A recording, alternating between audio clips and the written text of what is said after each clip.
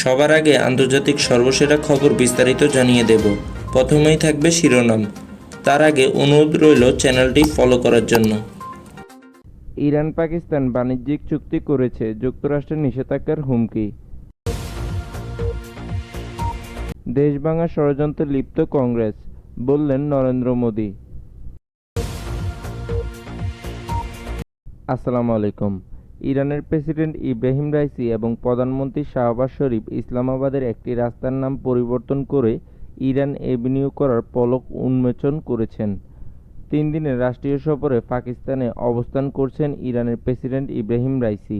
ইতিমধ্যে দুই দেশের সম্পর্ক ও বাণিজ্য জোরদারের বিভিন্ন ইস্যুতে 8টি চুক্তি সই করেছে ইসলামাবাদ ও তেহরান। তবে মুসলিম বিশ্বের দুই শক্তিধর দেশ এমন উষ্ণ সম্পর্ক ভালোভাবে নিতে পারছে না যুক্তরাষ্ট্র। এমনকি ইরানের সঙ্গে ব্যবসায়িক চুক্তি সই করায় পাকিস্তানের উপর নিষেধাজ্ঞা আরোপ পর্যন্ত করতে যাচ্ছে ওয়াশিংটন। মঙ্গলবার 23 এপ্রিল এক বিবৃতিতে পাকিস্তানের নাম উল্লেখ না করে মার্কিন পররাষ্ট্র দপ্তরের মুখপাত্র বলেছেন, কোনো দেশ ইরানের সঙ্গে বাণিজ্যিক চুক্তি করার আগে মার্কিন নিষেধাজ্ঞার সম্ভাব্য ঝুঁকি সম্পর্কে সচেতন হওয়া উচিত। ওয়াশিংটনের সঙ্গে ইসলামাবাদের বাণিজ্য ও অর্থনৈতিক সম্পর্কের বিষয়ে ওই মুখপাত্র বলেন, পাকিস্তান বৃহত্তম রপ্তানি বাজার ও দেশটিতে সবচেয়ে বেশি বিনিয়োগকারী দেশ হল যুক্তরাষ্ট্র। আমরা গত 20 বছর ধরে পাকিস্তানে সবচেয়ে বেশি বিনিয়োগ করছি। পাকিস্তানের অর্থনৈতিক সাফল্যের সঙ্গে আমাদের দুই দেশের স্বার্থ জড়িত। আমরা আমাদের এই অংশীদারিত্ব অব্যাহত রাখব। তবে তেহরানের সঙ্গে ইসলামাবাদের ঘনিষ্ঠতা ও দুই দেশের মধ্যে সই হওয়া দ্বিপক্ষীয় চুক্তির কারণে ইসলামাবাদ ও ওয়াশিংটন সম্পর্কে ফাটল ধরতে পারে বলে ইঙ্গিত দিয়েছেন মার্কিন পররাষ্ট্র দপ্তরের এই কর্মকর্তা।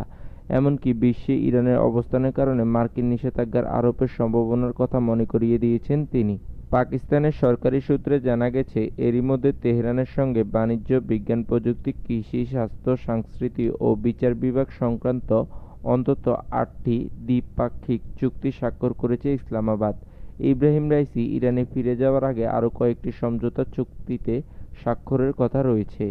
এমন এক সময় যুক্তরাষ্ট্রের এই সতর্কবার্তা এলো যখন অর্থনৈতিক সংকটে জর্জরিত পাকিস্তান বৈদেশিক বিনিয়োগ ও সহায়তার জন্য মরিয়া হয়ে উঠেছে।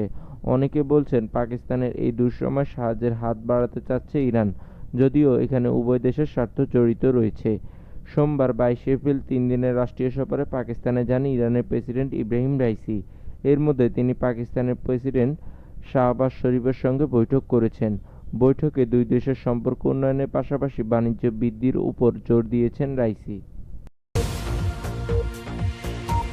এদিকে তৃণমূল কংগ্রেসের দক্ষিণ গোয়ার প্রার্থীর মন্তব্যের জেরে ভারতের প্রধানমন্ত্রী নরেন্দ্র মোদি একহাত নিয়েছেন রাহুল গান্ধীকে। কংগ্রেস বি.আর. আম্বেদকরের সংবিধান অবমাননা করে দেশ ভাঙার চেষ্টা করছে বলে মন্তব্য করেন তিনি। কংগ্রেসের দক্ষিণ গোয়ার প্রার্থী বিরিয়াতো ফার্নান্দোস 2019 সালের লোকসভা নির্বাচনের আগে দলের সিনিয়র নেতা রাহুল গান্ধীকে বলেছিলেন, পর্তুগিজ শাসন থেকে মুক্তির পর গোয়ার উপর ভারতীয় সংবিধান জোর করে চাপিয়ে দেওয়া হয়েছে। মোদি মঙ্গলবার ছত্তিশগড়ে এক বিশাল সমাবেশে বলেন, কংগ্রেসের গোয়া প্রার্থী বলেছেন যে তার রাজ্যে নাকি ভারতের সংবিধান প্রযোজ্য নয়। এটা কি সংবিধানের অপমান নয়? এটা কি সংবিধানের সঙ্গে হস্তক্ষেপ নয়? এটা সবই দেশ ভাঙার সুচিন্তিত ষড়যন্ত্রের অংশ।